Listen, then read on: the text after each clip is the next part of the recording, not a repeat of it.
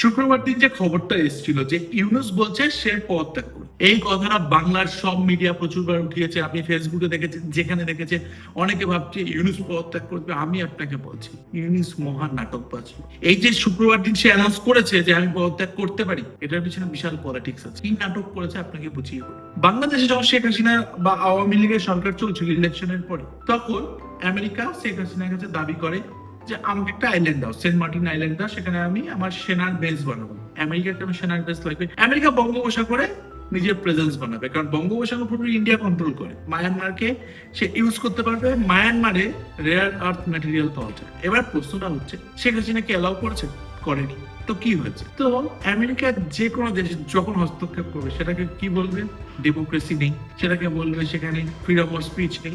এটা দিয়ে শুরু হবে আমেরিকার অ্যাকশন। আমেরিকার ডিপ স্টেট অ্যাক্টিভেট হলো, আমেরিকা অ্যাকশন নিল, ডেমোক্রেসি নেই, এই নেই, ছাত্র নেতাদের নামে জামাতের এক্সট্রিমিস্টদের অ্যাক্টিভেট করলো।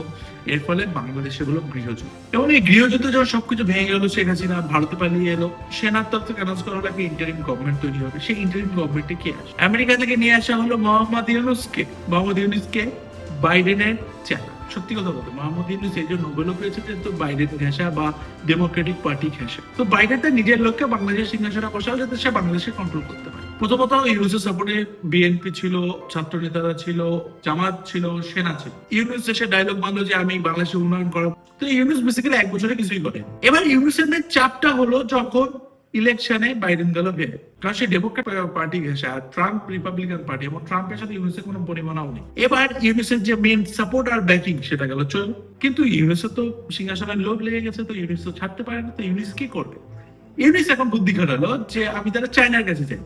কদিন আগে চায়নার কাছে সে ডায়লগ দিল যে India north east landlock area, আর আমরা গার্ড করে আছি ইন্ডিয়া নর্থ ইস্টকে, আমরা চাইলে ইন্ডিয়া নর্থ ইস্টকে কেড়ে নিতে পারি। সেটা চায়নায় গিয়ে বলছে, কারণ চায়নার কাছ থেকে সে চাইছে যে আমাকে একটু সাপোর্ট করো, ফান্ডিং দাও, যাতে আমি জামাতকে ফান্ডিং করতে পারি এবং দেশটাকে কন্ট্রোল করতে পারি। সে চায়নাকে অফার করলো যে আমাদের ইন্ডিয়ার চিকেন স্নেক বা শিলিগুড়ি করিডোরের কাছে একটা এয়ারবেস আছে আমাদের, সেই এয়ারবেস আপনারা ইউজ করেন যাতে ইন্ডিয়াকে চেকে রাখে। ইউনূস জানে যে পুরোপুরি চায়নার উপর ভরসা করে আমার হবে না, তো সে আমেরিকার কাছে গেল। আমেরিকার কাছে গিয়ে বললো ঠিক আছে, আমি আপনাকে আইল্যান্ডও দিব এবং একটা করিডোর বানিয়ে দিব বাংলাদেশ টু মায়ানমার, যেখানে আপনার সাথে আমি আরাকান আর্মির একটা বন্ধুত্ব করিয়ে দেবো। আর আপনি যে একটা কাজ করুন, রোহিঙ্গাদের নিয়ে একটা প্রদেশ তৈরি করে দিন না মায়ানমারে। সেখানে মায়ানমারে একটা প্রদেশ হচ্ছে রোহিঙ্গাদের নিয়ে, ফলে আরাকান আর্মির থেকে বাংলাদেশের যে থ্রেট সেটা নিউট্রালাইজ হচ্ছে। আরাকান আর্মির সাথে আমেরিকা ডিল করে নেবে এবং রোহিঙ্গাদের একটা এরিয়া থাকছে যেখানে রোহিঙ্গা মুসলিমরা এই আরাকান আর্মিকে চেকে রাখতে পারে। এটা হচ্ছে ইউনূসের প্ল্যান। এবং ইউনূস চাইছে এটাই যে সে কোনোভাবে আমেরিকা বা এর সাপোর্টে ছাত্রনেতা, তথাকথিত ছাত্রনেতা বা জামাতকে ফান্ড করতে পারে, এবং জামাত আর ছাত্রনেতারা মিলে একটা পলিটিক্যাল পার্টি তৈরি করতে পারে। এবং আওয়ামী লীগকে বাংলাদেশে সরিয়ে দিয়েছে।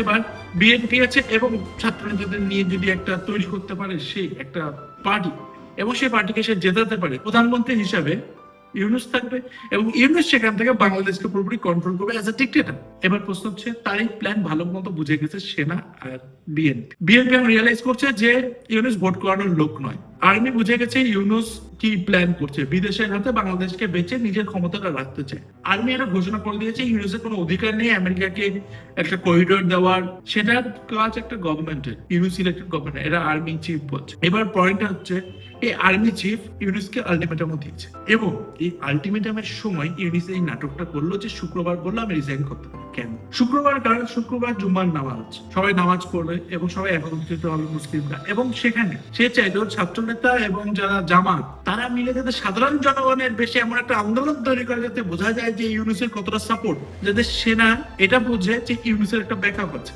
ইউনূস এই নাটকটা এই জন্যই করলো কারণ সে দেখাতে চাইছে সে ক্ষমতা আছে, কিন্তু আসলে ইউনূস একটা ব্লাফ খেলছে। ইউনূসের হাতে না ক্ষমতা আছে না ফরেন পাওয়ার, এখনো পুরোপুরি ইউনূসের সাপোর্টে আছে, কারণ ইউনূসের হাতে বাংলাদেশের ক্ষমতাটা বেরিয়ে যাচ্ছে দিতে, এবং ইউনূস এই খেলাগুলো করবে। খুব শীঘ্রই বাংলাদেশে একটা গৃহযুদ্ধের কথা চলছে যেখানে ইউনূস ভার্সেস আর্মি হতে চলেছে। ইউনূস ক্ষমতা ছাড়া রাখার জন্য যা খুশি করতে পারে, সেই অ্যান্টি ইন্ডিয়া ন্যারেটিভ শুরু করেছে তার ক্ষমতা রাখার জন্য, এবং অ্যান্টি ইন্ডিয়া ন্যারেটিভ আর জামাতের এক্সট্রিমিস্টদের সে এই জন্যই আনলিস্ট করেছে। এবং ইউনূসের আমলে এই এক্সট্রিমিস্টরা জানে সবাই যে বাংলাদেশি হিন্দুদের প্রতি কি করেছে। ইউনূসের এটাই ইচ্ছা যে যে করে হোক আমি বাই হুক অ্যান্ড ক্রুক আমি ক্ষমতাটা ধরে রাখবো, এবং আর্মি সেটা রিয়েলাইজ করে এখন ইউনূসকে আলটিমেটাম। তো বাংলাদেশের নেক্সট কয়েক মাস খুব ইম্পর্টেন্ট হতে চলেছে। কি কি আপডেট আসছে অবশ্যই আপনাদের সাথে শেয়ার করবো, সাথে থাকবেন। আর প্লিজ লাইক সাবস্ক্রাইব।